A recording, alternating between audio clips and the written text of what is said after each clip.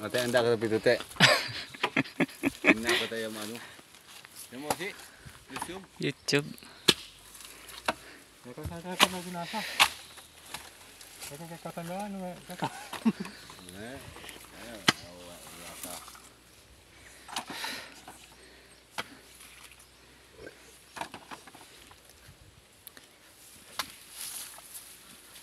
Mahap na wala ninda kung dito yung loy tista mahap na pagdaw yung TV mahap bos dah. Lu tista nga. Sabay na ano, awa, tulus man din kaso ho. Oho. Lalo ba tanuhan na. Iyo da. Guys, kaya mapega miskin sa. Lupos na pa ano? Hello, mas ako daw man makupito. Daw man ako may mag-video. Gapa talib di. Panday. Ya aku anong tubong ni taon.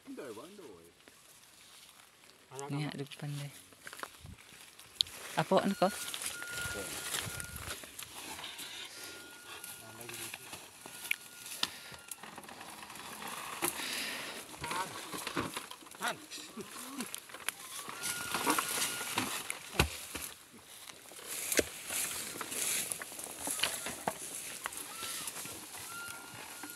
Halo na ha. Halo. Daman tayo ko di. Bawa ko na tumbak. Bon. Enggak di tumbak. Ano po si? Ha?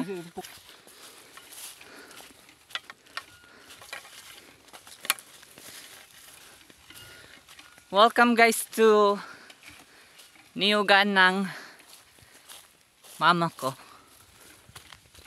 Coconut farm niya. Yan. Ito yan ay niyugan ng mama ko. Yun ang means ng transportation dito pagkuha ng niyog. Oh. Baka pa. Ah, kapagod.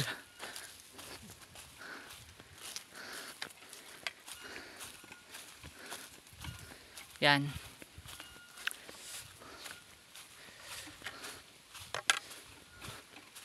Medyo hindi na tabasan tong mga damo na to.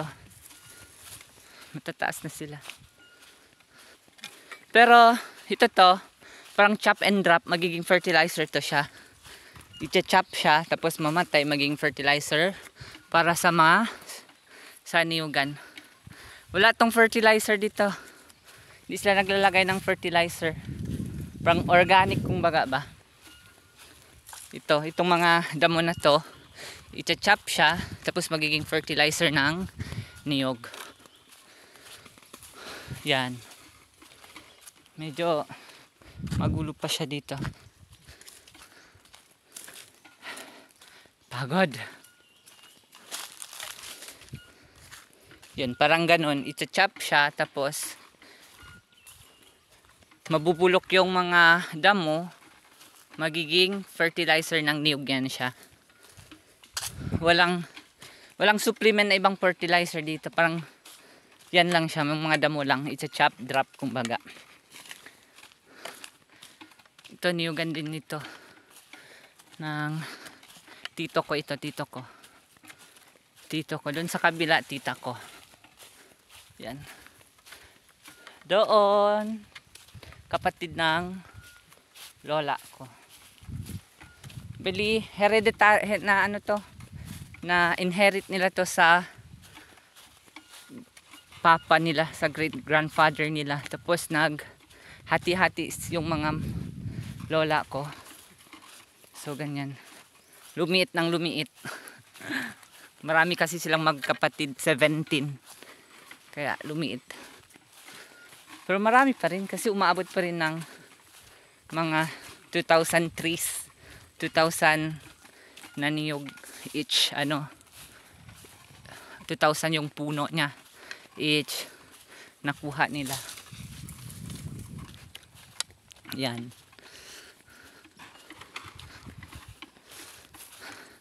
Pagod. Isa-stop ko muna, malayo pa yung lakad. Yan.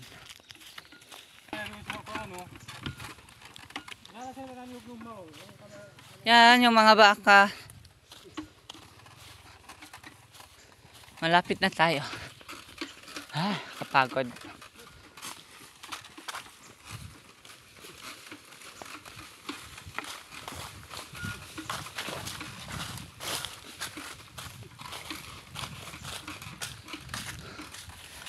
Yan ay isang lansones, puno ng lansones. May mga bunga yan sila ngayon. Pero hindi pa malaki yan. O, lansones din yan. Season ata ng lansones ngayon. Pagkatapos ng mangga, lansones na naman.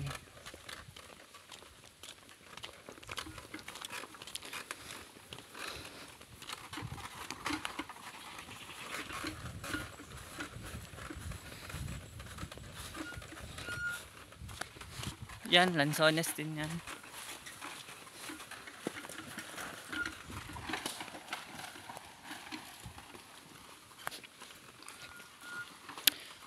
Pagkatapos ng harvest, dyan na siya. Yan. Yan ay mga niyog. Yan. Diyan na yan sila. Oh. Yan. Yan. Dito siya iluluto. Ganyan.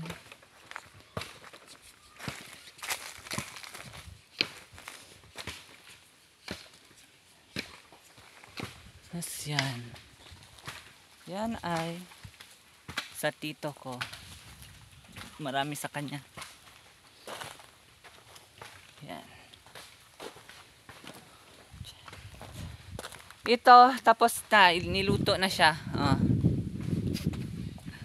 Oh. Pera na naman. Oh. Diba? Yung may-ari. Pera na naman. Oh. Oo. Ito yung panggatong, yung balat niya. Panggatong. Paglutuin na siya. Yun. Yun. Yun. Pagkatapos nito, yan ang gagawin.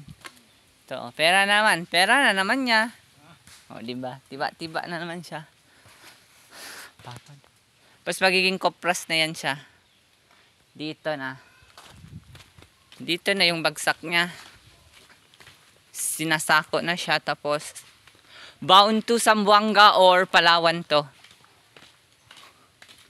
Yan ay kopras na. Yan. Ito na yung kopras. Nasako na siya. Meron pa yun sa loob. Bound to Zamboanga ata to. Ito. Oh. Aha. Ay, hindi mo binisako rin nga. Ano anak to. Yan. Yan yung kopras na. Bound to Zamboanga ito siya. Oh.